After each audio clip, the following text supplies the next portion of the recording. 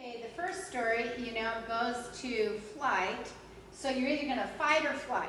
You ever had that? I'm going to stand toe-to-toe with this guy, or I'm just running like heck. The first one is he's running. So, okay, here's one story. The story goes like this. Joseph Smith's down on Main Street. And on Main Street, if you were to say, where would the young boys like to hang out? The answer is they would always hang out at the blacksmith shop. So the blacksmith, he had all the cool things, and you'd say in any small town, where would you keep your guns?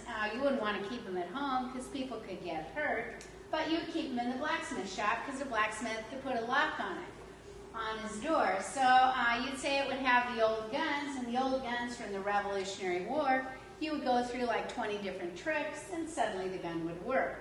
So suddenly you'd say, where do the guys like to hang out? They want to hang out at the blacksmith shop. He's got the biggest arms, he's got the guns, and okay, in the blacksmith shop, of course it's okay down what street? Main Street. Okay.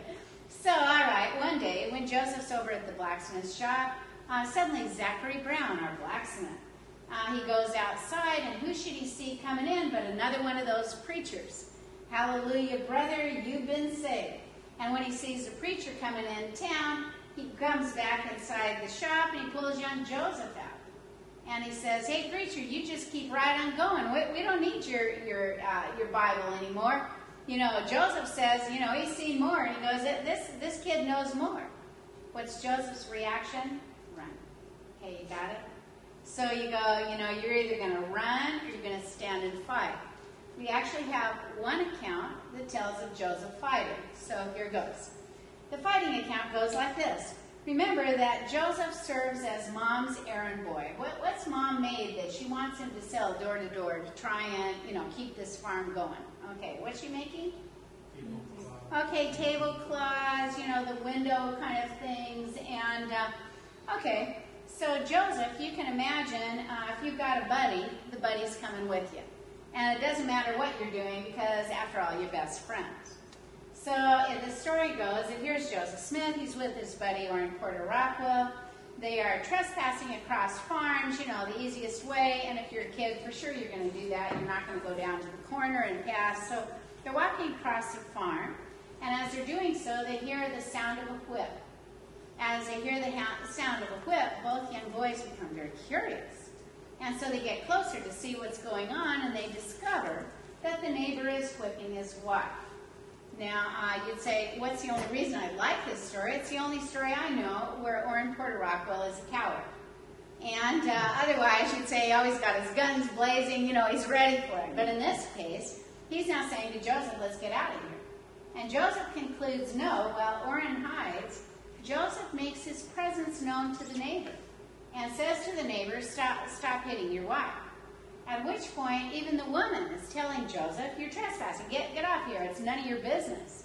And Joseph refuses to leave until the neighbor promises he won't hit his wife anymore. Suddenly, the neighbor now takes the whip on Joseph and attacks Joseph. Joseph now fights back. Tell me, will he be strong? What's he been doing to help his upper body become pretty strong?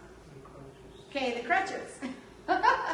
You do not want to tangle with somebody who's been with crutches for 4 years. I'd put that guy next to the guy lifting weights easy. And okay, the result is Joseph wins the fight. And as Joseph wins, the man then says, okay, I promise I won't hit my wife again, but you've got to promise you'll never tell anybody in this town it was you that beat me up. In other words, imagine, you're the kid we're all talking about. He saw God the Father, Jesus Christ. What kind of kid is that? Tell me, was it easy for Joseph growing up after he received his first vision? Okay, it can't be easy, right? Was it easy for his family? Brother, William Smith, whom we have not talked about, William Smith described, he said, we could get work everywhere. But once Joseph told his vision, nobody wants to hire the family. In other words, oh, wow. So you'd say Joseph's experiencing difficulty. You would say the whole family's experiencing difficulty. Before we have a break, I'd like to tell you about how the church acquired the Sacred Grove. So it's a place where you can go today and meditate, kind of how you go out by Temple Beach, and there's a little meditation period place. There's also at Sacred Grove. So I thought you'd be pretty interested how they acquired that, and the acquiring of it goes to a man whose name is George A. Smith.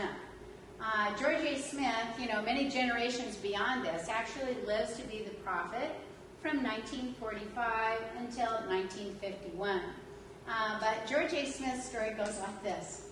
George A. Smith received his patriarchal blessing. See us hearkening back? And in his patriarchal blessing, it told him, like his father and grandfather before him, he would live to be in the leading councils of the church. So as a result, George A. Smith, if you were to say what was his big occupation, he had different work jobs, but he was never a corporate go up the ladder, because he viewed his big job was to attend conference every April and October and wait for his name to be read off.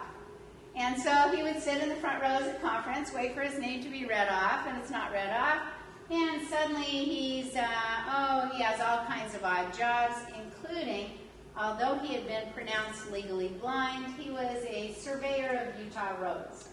So, you'd say, well, he just has random jobs. Okay. One day, his daughter now comes to him, and she says to him, "Hey, Dad, it's the last day of the Utah State Fair. Are you going to take me to the fair, or are you going to go to conference?" And he goes, "Oh, come on, let's go to the fair." Well, all right. They're at the fair. They have a wonderful time. They see the pigs, the ducks, the pies, the quilts, all these kind of products from farm life. And by the afternoon, people keep coming up to George saying, "Congratulations." And he then refers to his daughter and says, "She is beautiful, isn't she?" And suddenly, he's going through the day and, "Hey, congratulations." And "She is beautiful, isn't she?" Finally, the daughter says, "Could you ask the next person? Is it me, or is it something else?" So the next person says, "Hey, congratulations." He says, "Are you talking about my daughter?" And the man says, "Well, yeah, it could be, George. She's so beautiful in lieu of how you look."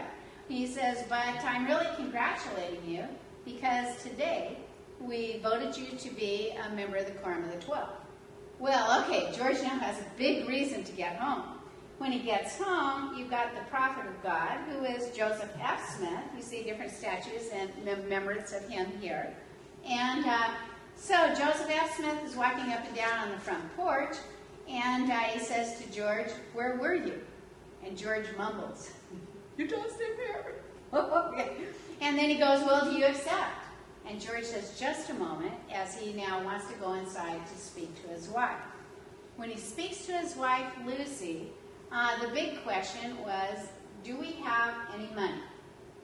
And she then said, "Well, George, you've never asked." And he says, well, I'm asking now. And she said, "Well, of all your kind of random odd jobs, she said, I've saved $16,000. And his comment was, "How could you?" He said, "I wanted to be poor like my father and my grandfather before me served in the quorums." And all right. So he now goes out to the front porch. He tells Joseph F. Smith that yes, he will serve, but he can't possibly serve for a couple of weeks, that he has some business dealings back east. Okay. Monday morning rolls around. He goes and he buys a ticket from the old Bamberger Railroad station. And he says to Lucy, "You go to the bank and you cash out that $16,000 and you sew it in the hem of your skirt. Meantime, he goes and he gets tickets on the train to go to the state of New York." Well, okay, so here's Lucy. It's a 6-day ride. She's got the same skirt on every day, and it's now loaded with money, and she's boom, boom, boom.